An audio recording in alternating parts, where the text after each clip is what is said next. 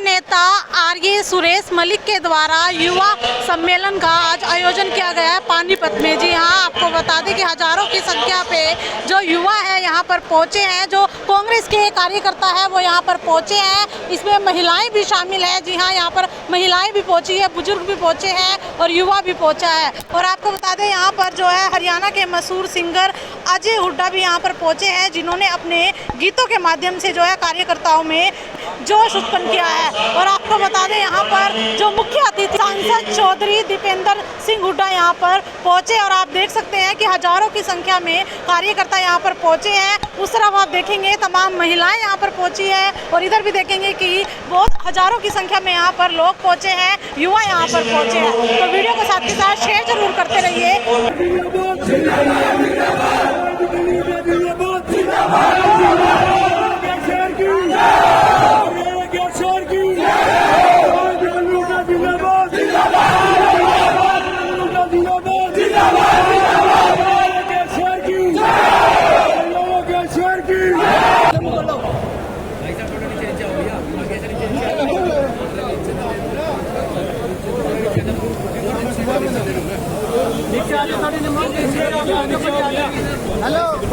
मैं सबसे पहले हमारे भाई आरए सुरेश मलिक, हमारे जिला परिषद के वाइस चेयरमैन भी हैं, जिला पार्षद भी हैं और एक समाज सेवी हैं, जिन्होंने एक इतना सफल जो कार्यक्रम करके दिखाया है। क्योंकि पहली बार मैं इनके कार्य में आने का मुझे अवसर मिला है। मुझे इससे पहले इनकी कार्यशैली का के बारे में इतना आकलन नहीं था। आज एक बड़ी रैली करके इन्होंने यहाँ पे एक बड़ी सभा और जिस तरीके से इन्होंने बात रखी, बहुत सुलझे हुए तरीके से उन्होंने बात रखी, मैं इनको बधाई देना चाहता हूँ। आज के प्रोग्राम की सफलता के लिए बधाई के पात्र हैं और आज की ये हाजिरी और जोश संकेत है, इनके लोगों के प्रति जुड़ाव से का संकेत है और हरियाणा में बदलाव का संकेत है। हरियाणा में हर वर्ग बीजेपी जेजेपी सरकार से त्रस्त है। आज विकास की पटरी से उतार दिया हरियाणा इन्होंने, आज विकास में पीछे हो गया और सरकार के सत्ता घमंड में हरियाणा देश में सबसे आगे हो गया। इस बात का आज लोगों में रोष है।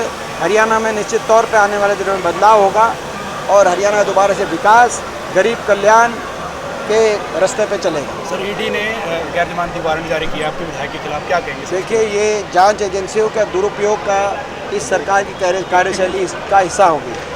देश के कोने कोने में विपक्ष के सभी राजनेताओं के ऊपर जांच एजेंसियों का दुरुपयोग किया जा रहा है। तो ये मैं समझता हूँ केवल एक उदाहरण नहीं, ये सरकार की पूरी कार्यशैली आप देश में अगर नज़र उठा के देखें इसी रूप से चल रही है। जितेंद्र जी, कई जगह प्रोग्राम से क्या लगता है तब्दीली होगी इस बार? आप बताओ, आप सर्वे करो, आप मीडिया हो, आपको क्या लगता है तब्दीली होगी कि नहीं होगी? आप ही बताओ, आपको कैसा रिस्पॉन्स मिला? आप बताओ क्या लगता है आपको, आपको कैसा रिस्पॉन्स? आपको क्या लगता है आप बताओ। तब निश्चित मैं समझता हूँ कि आपकी मुस्कान ये बता रही है कि आपकी निश्चित बदलाव है। हरियाणा प्रदेश की जनता बीजेपी जेजेपी सरकार को बदलने जा रही है। हुड्डा साहब के नेतृत्व में और चौधरी उदय भान जी की अध्यक्षता में कांग्रेस पार्टी की सरकार हरियाणा में बनने जा रही है। सुरेश आर्य को अभी कुछ ही समय पार्टी में शामिल हुए। ये सुरेश जी, आज मैं ना सिर्फ इनको बधाई देता हूँ मगर ये मैं अपनी ओर से हमारे भाई को आश्वासन देता हूँ कि कांग्रेस पार्टी में इनका मान सम्मान और उचित स्थान कांग्रेस पार्टी में इनको मिलेगा। मैं जैसे मैंने कहा कि आज कार्यक्रम का मुझे स्वयं इतना आकलन नहीं था कि इतना अच्छा इतना बड़ा कार्यक्रम रहेगा और ये इतनी अच्छी तरीके से उसको कंडक्ट कराएंगे। तो ये मैं समझता हूँ कि छत्तीस बिरादरी ने इस कार्यक्रम में शामिल होकर जो है बहुत हमें आशीर्वाद दिया।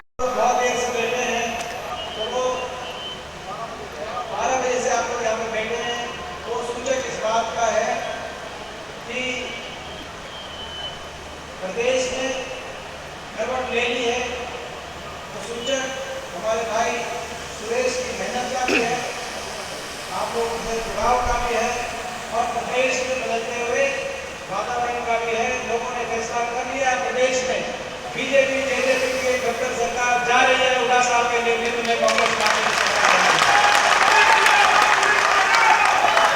हो गया और ये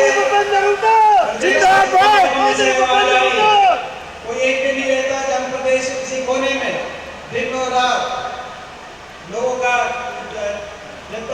दर्पण होती है जन भावना की हम लोगों के बीच में जाकर। और कारण है क्योंकि ये सरकार एक ऐसी सरकार है, बीजेपी की सरकार, जिन्होंने हरियाणा को बहुत नुकसान किया। हरियाणा को आगे लेके जाने के बजाय पीछे धकेलने का काम किया। उत्तर सरकार 2014 से पहले 10 वर्ष तक हुड्डा साहब के नेतृत्व में कांग्रेस की सरकार, जिस सरकार के समय आप याद करें हरियाणा विकास में देश में सबसे आगे का राज्य में हरियाणा की विकास दर में देश में नंबर 1 थे, प्रति व्यक्ति आय में नंबर 1 थे, प्रति व्यक्ति निवेश में नंबर 1 थे, गरीब कल्याण की योजनाओं में, किसान के हितकारी फैसलों में और खिलाड़ियों के सम्मान में देश में हरियाणा सबसे आगे था।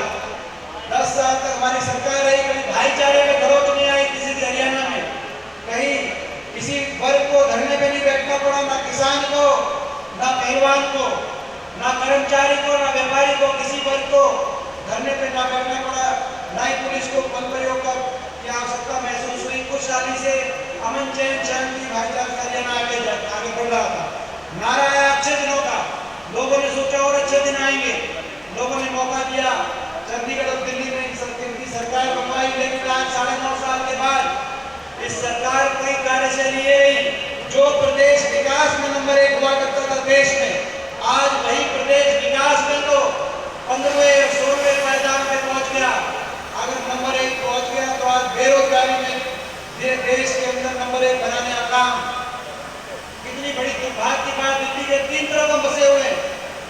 देश में सबसे ज्यादा रोजगार देने वाला प्रदेश होना चाहिए हरियाणा, लेकिन देश में सबसे ज्यादा बेरोजगारी का प्रदेश बन गया। ना सरकारी नौकरी, ना औद्योगिक निवेश। जो सरकारी नौकरी आई वो भर्ती घोटालों की, पेपर लीक घोटालों की भेंट चढ़ गई। उसके बाद भी कोई नहीं सही लिस्ट निकली, उसमें हरियाणा के नौजवानों से ज्यादा दूसरे प्रदेश के नौजवानों को यहाँ पे सिलेक्शन करने का काम यहाँ के एसएससी ने किया।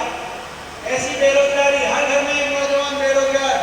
आज हरियाणा का नौजवान बेरोजगारी की गर्त में कोई नशे की तरफ, कोई अपराध की तरफ, कोई डिप्रेशन की तरफ, कोई घर बार बेचकर विदेश की तरफ अपना भविष्य खोज रहा है।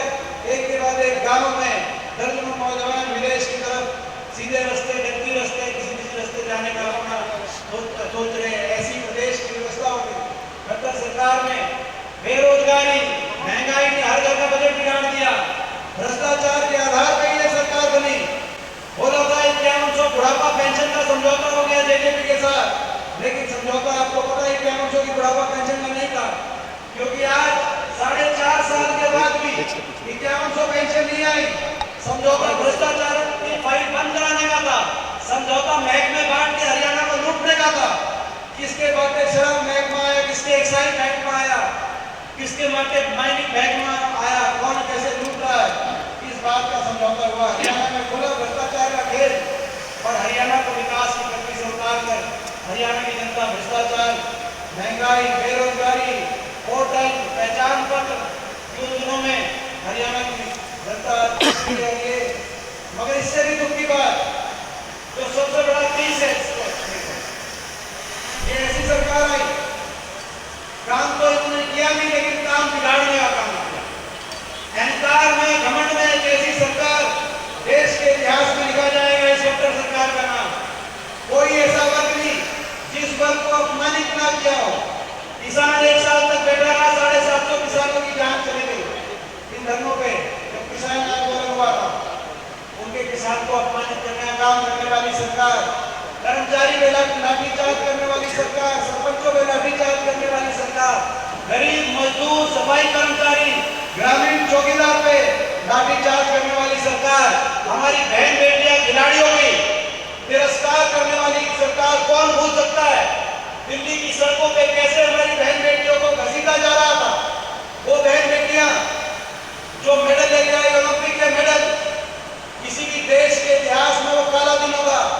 ओलंपिक के विजेता मेडल अपने इज्जत, अपने मान सम्मान के लिए न्याय मांग रही थी सरकार से।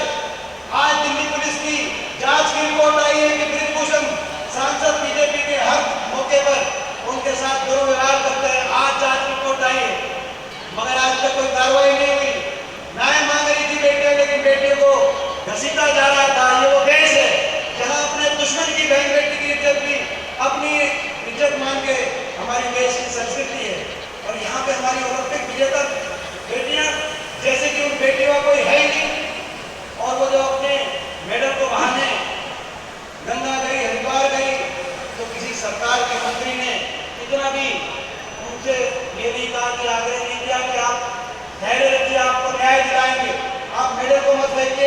बेटियों से नहीं, उन महिलाओं से भी घृणा थी सरकार के लोगों को। इतनी बड़ी सरकार, दिल्ली से लेकर हरियाणा की सरकार, और नारा देते बेटी बचाओ का नारा नहीं था। नारा था बीजेपी के सांसद ब्रिजभूषण को बचाओ, नारा था बीजेपी के मंत्री संदीप सिंह को बचाओ, बेटियों को ना बचाओ। ऐसी सरकार, इतना घमंड और मुख्यमंत्री जी। आरए सुरेश मलिक द्वारा आयोजित युवा सम्मेलन को देख चौधरी दीपेंद्र सिंह हुड्डा गदगद हो उठे और जब हुड्डा जी सम्मेलन में पहुंचे तो दूर दूर तक जिंदाबाद के नारे गूंजने लगे। इस युवा सम्मेलन में हजारों कार्यकर्ताओं की संख्या रही और चौधरी दीपेंद्र सिंह हुड्डा ने कार्यकर्ताओं को संबोधित करते हुए भाजपा सरकार पर निशाना साधा और साथ ही बेटी बचाओ बेटी पढ़ाओ के नारे की भी पानीपत की धरती पर पोल खोली, जिसमें उन्होंने महिला पहलवानों के साथ हो रहे अत्याचारों का दोषी बीजेपी सरकार को ठहराया।